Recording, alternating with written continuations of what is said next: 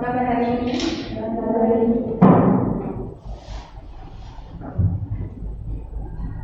Sebelum kita memulai kelas kita hari ini, Ibu minta salah satu meminta dengan Tuhan dalam doa. Ibu minta Tasya. Mari kita berdoa. Amin. Terima kasih Tasya. Apakah hari ini semua yang hadir? Kita akan berdoa. Yustina, Karlinje, berarti hanya satu orang yang tidak hadir ya, yaitu Jian. Dia sakit. Jadi kita mau melanjutkan materi kita minggu lalu. Kalau minggu lalu kita belajar tentang tentang materi pengertian koloid. Hari ini kita mau belajar tentang materi koloid. Sebelum itu Ibu mau tanya, ada yang tahu apa itu koloid?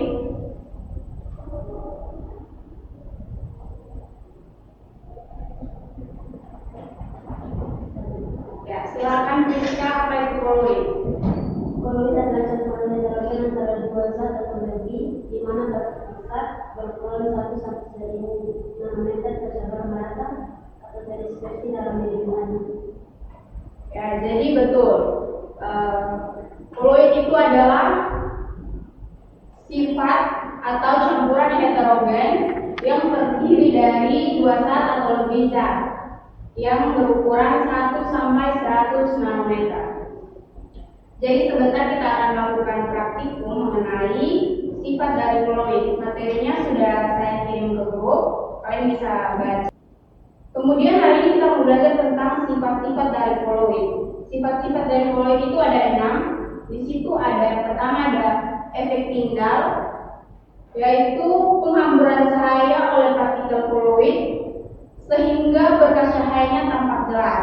Jadi untuk membuktikan itu kita sebentar akan melakukan praktikum. Yang kedua ada gerak Brown. Gerak Brown itu adalah gerak acak partikel yang terjadi akibat tumbukan molekul medium berdispersi. Dan sifat-sifatnya kalian bisa baca yang lain. Untuk itu, sebelum itu Ibu mau membacakan tujuan pembelajaran kita pada hari ini.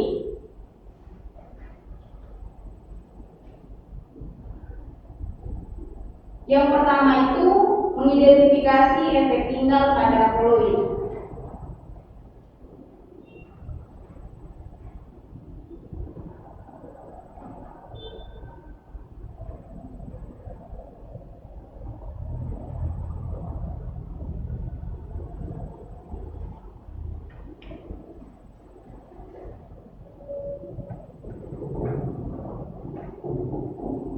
Dan yang kedua, membedakan koloid dan larutan sejati serta suspensi sederhana.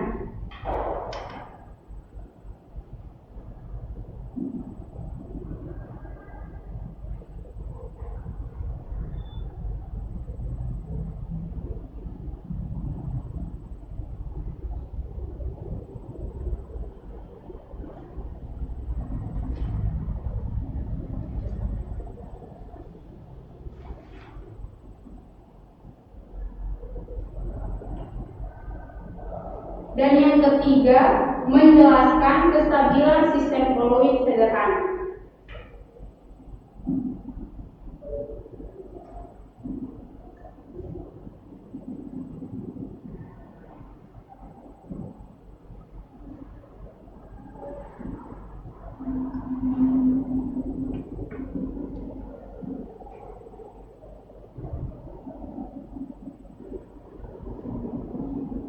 Jadi tujuannya yaitu mengidentifikasi efek tinggal pada koloid, membedakan koloid dan larutan sejati serta suspensi sederhana, dan menjelaskan kestabilan sistem koloid sederhana.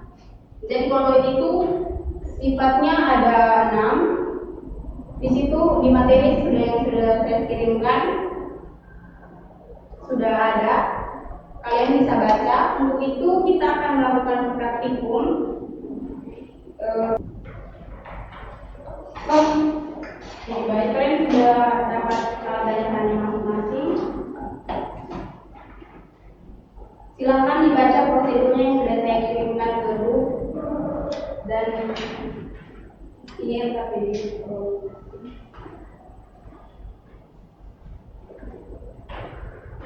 Jadi waktu kalian melakukan praktikum selama 5 menit, kemudian kerjakan LKPD.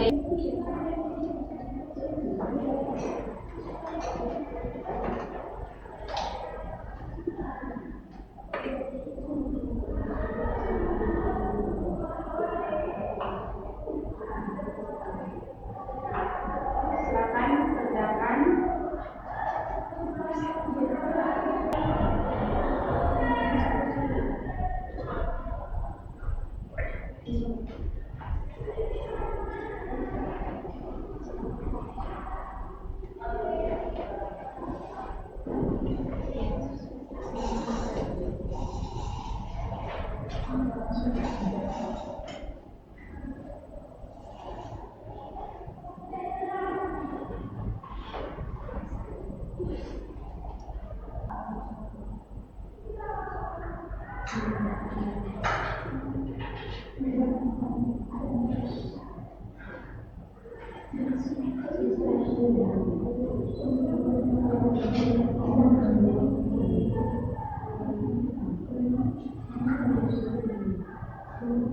Apakah praktikumnya sudah selesai? Kalian boleh mengisi LKPD-nya.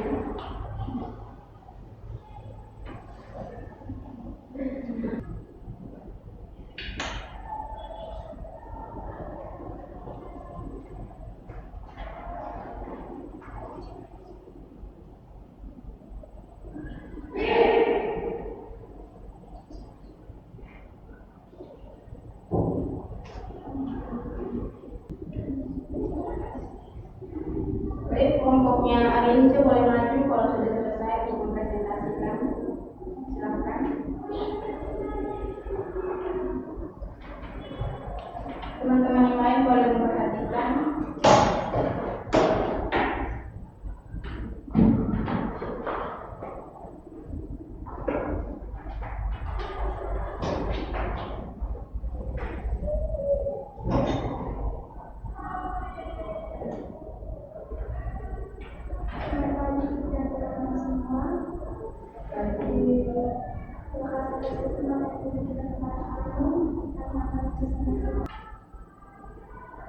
Pada larutan sejati tidak terjadi endapan karena berkata terlalu sangat kecil dan bercampur sempurna. Pada koloid umumnya tidak mudah mengendap, tetapi jika didiamkan sangat lama dapat terjadi pemisahan. Yang terakhir, pada suspensi terjadi endapan karena partikel besar dan tidak stabil.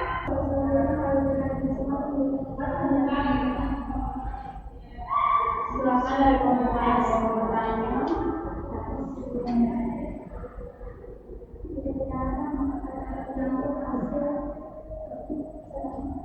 Berikan tepuk tangan.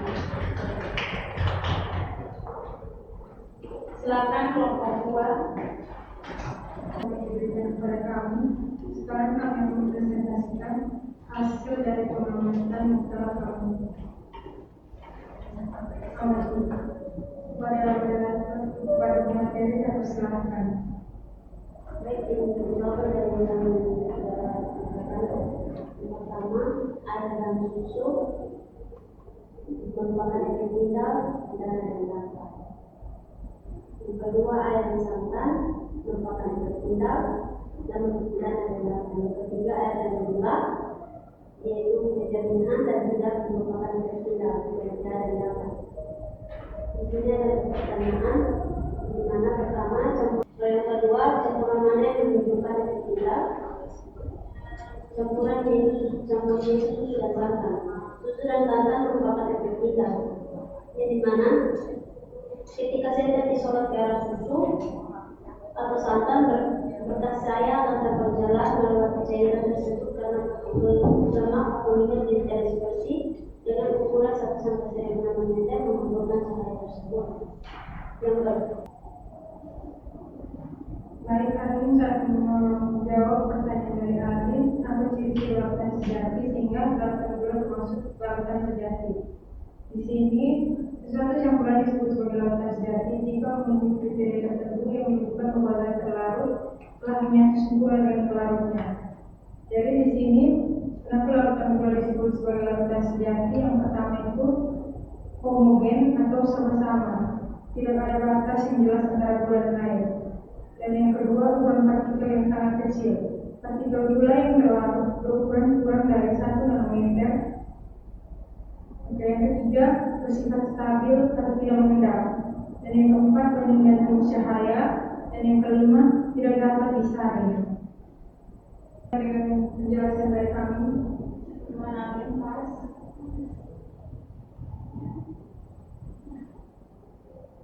itu saja dari kelompok kami. Sekian dan terima kasih. Buat. Di situ larutan gulanya jernih. Terus kemudian saya sudah katakan bahwa ukuran partikel dari larutan gula itu kurang dari 1 nanometer. Jadi dia sangat-sangat kecil sehingga dia tidak bisa mengemburkan cahaya atau tidak menunjukkan efek indah. Kemudian dia tidak dapat disaring karena molekulnya terlalu kecil, sehingga dikatakan larutan sejati bukan larutan koloid. Kemudian larutan susu. Tadi larutan susu sesuai dengan praktikum yang sudah kalian buat, larutan susunya mengambilkan cahaya atau tidak? Mengambilkan cahaya. Berarti merupakan koloid atau larutan sejati? Jadi penampakannya itu berwarna putih, keruh dan tidak transparan. Yang terakhir ada larutan santan kelapa. Apakah ketika kalian senter di larutan santan kelapa tadi ada penghamburan cahaya atau tidak? Ada. Berarti dia termasuk koloid atau larutan sejati? Koloid. Jadi santan itu atau larutan kelapa itu merupakan larutan koloid karena dia dapat menghamburkan cahaya atau menunjukkan efek hilal. Dan minyak kelapa juga ini dia atau santan ini dia berukuran dari 1 sampai 100 nanometer. Baik, dari penjelasan yang Ibu sudah berikan dan presentasi dari teman-teman tadi, ada yang mau bertanya, silakan. Waktu dan kesempatan. Ada atau tidak? Berarti cukup jelas ya. Marcel, silakan Marcel membuat kesimpulan dari materi sifat-sifat koloid. Jadi dari materi hari ini dapat diketahui bahwa campuran dari air dan gula itu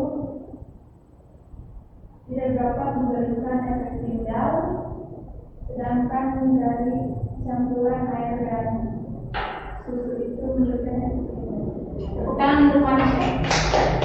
Jadi kurang lebih seperti itu. Larutan gula itu larutan sejati, sedangkan larutan santan dan susu merupakan larutan koloid. Oke, untuk minggu depan ada tugas. Silakan kalian tulis tugasnya minggu depan. Saya akan membacakan tugasnya. Carilah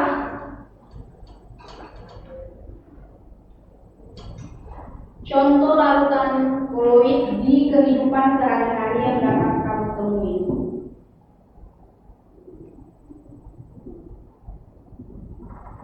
Ulangi, carilah contoh larutan koloid di kehidupan sehari-hari yang dapat kamu temui. Silakan tugasnya dikerjakan di rumah dengan dikumpulkan minggu depan. Orang meminta dengan Tuhan di dalam doa. Ibu minta kita.